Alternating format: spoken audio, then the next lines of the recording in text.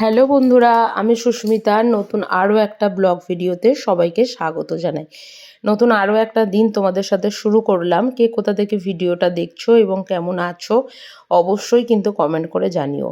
বরাবরই না সকালবেলা ঘুম থেকে ওঠাটা আমার একটা অভ্যাস। মানে ছোটোবেলায় যখন ক্লাস 9, 10, 8 এরকম যখন পড়তাম, তখন থেকেই আমার মা ভোরবেলা আমাকে তুলে দিত শুধুমাত্র পড়ার জন্য। আর তখন ভাবতাম কবে বড় হব, আর কবে বড় হলে এই ভোরবেলা আমার মায়ের এই তুলে তুলে পড়ানোটা বন্ধ হবে। তো যাই হোক, বড় তো হয়ে গেছি। হ্যাঁ, এক একদিন অবশ্যই দেরি করে ঘুম থেকে উঠি। মানে সেটা বলতে পারো যে একটানা ঘুমিয়ে পড়ি, 8টায় বা 7:30টায় উঠি সেটা নয়। যে টাইমে ঘুম ভাঙার মানে 5:30 এবং 6টা, সেই টাইমে ঘুম কিন্তু ভাঙবেই, যেটাকে বলা হয়। যেদিনকে ওঠার মনে ইচ্ছে করে না, তো সেদিনকে ওই অ্যালার্মটা অফ করে আবার শুয়ে পড়ি। কিন্তু ঘুম থেকে ওঠার অভ্যাস কিন্তু ওই 5:30, 5টা। এখন যেহেতু গরমকাল এবং সকালবেলা উঠে মর্নিং ওয়াক করি, 5টা 15য় ঘুম থেকে উঠেই পড়ি আর কি। বাড়িতে বলার কেউ থাকে না, তবুও মনে হয় যে ভোরবেলা উঠে পড়লে না প্রচুর কিছু কাজ হয়। এই আজই যেমন সকালবেলা অনেক সকাল সকাল উঠেছি। আর এই যে বাড়িটা যে হয়েছে না, মানে কোনো বাড়ি আমরা একদমই বলতে পারো যে রং করা অবস্থায় ধুয়ে মুছে আমাদেরকে দিয়েছে সেটা নয়। অনেক কিছু, মানে অনেক খাটতে হয় একটা বাড়িতে যাওয়ার পরে আর কি, নতুন বাড়িতে। তো তেমনি এই দরজাগুলোতে না যে রং হয়েছিল তার ভীষণ ধুলো ছিল। তো ব্যাগ রাখি, বা আমার একটা সবসময় রান্না করে হাত মোছা একটা অভ্যাস আছে।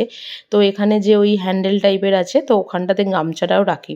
তো সেই কারণের জন্য আমাদের যে বেডরুমের যে দরজাটা এবং রান্নাঘরের যে দরজাটা, সেটাকে খুব ভালোভাবে আর কি মুছে নিলাম। মুছে নেবার পরে এই যে এখানে এবার ঘর দুয়ারটাকে মুছে পরিষ্কার করে নিয়েছি। ঝাঁট দেওয়া তো অনেক আগেই হয়ে গেছিলো। আর বিশেষ করে এই বেসিন পরিষ্কার করা বা কোথাও জল দিয়ে কোনো কাজ থাকলে না, তখন আমি ওই বলতে পারো যে মানে ঘরটা ঠিক মোছার আগেই করি।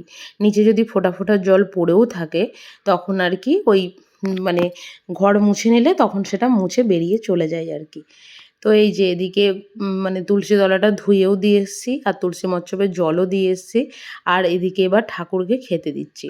এটা একটা খুব শান্তির কাজ, যেটাকে বলতে পারো আর কি। মানে আমার কাছে সেটাই মনে হয় যে পুজোটা ওই হোং নমো ঢোং নমো করে করে নিলাম বা কোনো কিছু, সেটা নয়।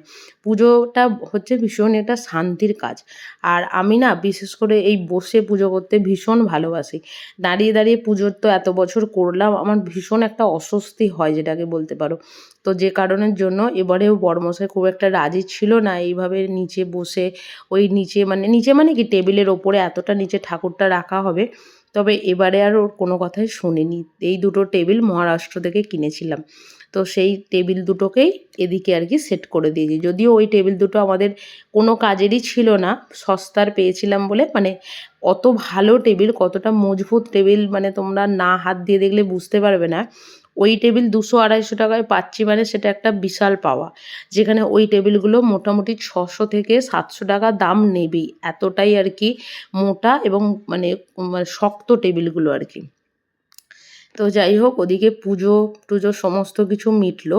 আর বাসন রাখার এই ঝুড়িটা না এসে থেকে একদিনও পর্যন্ত ধোয়া হয়নি।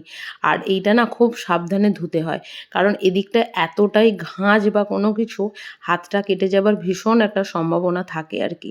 তো যাই হোক, এই যে বাসন রাখার ঝুড়িটাই হচ্ছে এখন আমার মানে সবথেকে প্রয়োজনীয় এবং দরকারি জিনিস। তাই কোনা টু কোনা এটাকে ধুয়ে মুছে পরিষ্কার রাখার আর কি চেষ্টা করি। আর তার সাথে দুটো গ্লাসও ছিল চায়ের, মানে চা খাওয়ার আর জল খাবার, তো সেটাকেও আর কি ধুয়ে নিলাম।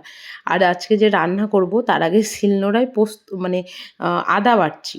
বিশেষ করে বলতে পারো এই শিলনোড়ায় যেহেতু বাটাবুটি করতে ভীষণ ভালো লাগে আমার, তাই প্রথম প্রথম তো একটু আধটু বেটে রাখি। তবে বাড়িতে লোকজন এলে একদমই এই চেষ্টা একদমই করব না, কারণ তখন ভীষণ তাড়াহুড়ো থাকে, ভীষণ মানে কি বলবো জলদি থাকে। তো তখন আমি কি করি, মশলা একটু বেটেই রেখে দিই, মানে কি বলে ওটাকে, মিক্সিতে। তো যাই হোক, এদিকে এই যে বড়িগুলোকে ভেজে নিচ্ছি। আজকে হচ্ছে ভেজ খাবার দিন, তো সেই কারণের জন্য আজকে বাড়িতে করব শুক্তো। আগের দিনকে বাজারে গিয়ে সমস্ত সবজি কিনে নিয়েছিলাম। মোটামুটি বলতে পারো সব সবজিই পেয়েছিলাম, বেগুন থেকে, উচ্ছে থেকে, রাঙালু থেকে, মূলো থেকে, ডাঁটা থেকে, সব ধরনের সবজি যা যা শুক্তোতে দেওয়া হয় সমস্তটাই। আর এই শুক্তো না আমার ভীষণ একটা প্রিয় খাবারের মধ্যে মানে একটা খাবার বলতে পারো। তো যাই হোক, এই যে এখানে রয়েছে মূলো, কাঁচকলা, গাজর সমস্ত কিছু মানে খুব ভালোভাবে এদিকে ভেজে নিয়ে এর মধ্যে একটুখানি মশলা দিয়ে দিয়েছি। আর দিয়ে দেবো হচ্ছে, মশলাটা তো মোটামুটি কষানো হয়েই গেছে। আর এখানে ওই লিকুইড দুধের কথা, সত্যি কথা বলতে আমার একদম মনে থাকে না এই শুক্তো টুক্তো করার ক্ষেত্রে। তখন কি করি, ওই গরম জলের মধ্যে আমুলের বা আমুল স্প্রের যে প্যাকেটটা থাকে সেটাই আর কি গুলে এর মধ্যে দিয়ে দিই। আমার তো মোটামুটি কাজ চলে যায়, জানি না আর কার কি হয় না হয়, তবে আমার বলতে পারো একদম মানে কাজ একদম ঠিকঠাক করে হয়ে যায় আর কি। তো মোটামুটি আমার রান্না কমপ্লিটই আর কি। এই যে শুক্তোটা ফুটে গেছে, এবার ওপর থেকে দিয়ে দেবো হচ্ছে আগে থেকে ভেজে রাখা বড়িগুলো, আর ওই বেগুন, আর ওই যে ওটাকে বলে হচ্ছে উচ্ছে, আমি দিয়েই এটাকে ভালো করে ফুটিয়েছিলাম।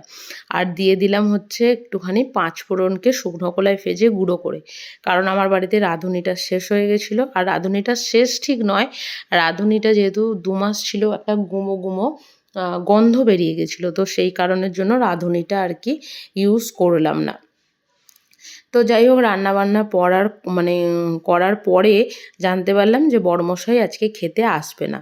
তো যাই হোক, কী আর করা যাবে, এই নিজের মতন করে বেগুনি কেটেছি। বেগুনিটা যেহেতু দুজনের জন্যই কেটেছিলাম, কিন্তু এখানে কিছু করার নেই। এই যে আমি আমার জন্যই আর কি বেগুনিটাকে ভাজছি। বেগুনিটা ভেজে এদিকে খাবো হচ্ছে ভাত। একা একা ভাত খেতে না খুব একটা ভালো লাগে না, কিন্তু কিছু করার নেই। কিছু কিছু সময় আর কিছু কিছু মানে এমনই দিন এমনই আসে, তখন না চাইলেও একা একা ভাত খেতেই হয় আর কি। আর এই যে বেগুনি, এটা হচ্ছে আমার খুব প্রিয় একটা জিনিস। তো যাই হোক, এদিকে চলো, আমার বেগুনিগুলো মোটামুটি মানে ভাজা হয়েই গেছে। আর এদিকে এবার ভাত বাড়বো। আর এদিকে ভাত বাড়তে বাড়তে আমার বাবা রোজই এই 2:10 বা 2টোর সময় একবার করে রোজই ফোন করে, খাওয়া হলো কি না বা কী রান্না করলাম বা কোনো কিছু। ওই বাবার সাথে কথা বলছি আর এদিকে খাবার বাড়ছি। তো ব্লগটা কেমন হয়েছে অবশ্যই কিন্তু কমেন্ট করে জানাবে। ভালো লাগলে ভিডিওটা লাইক করবে, শেয়ার করবে, আর ব্লগটা কেমন হয়েছে জানাবে। টাটা।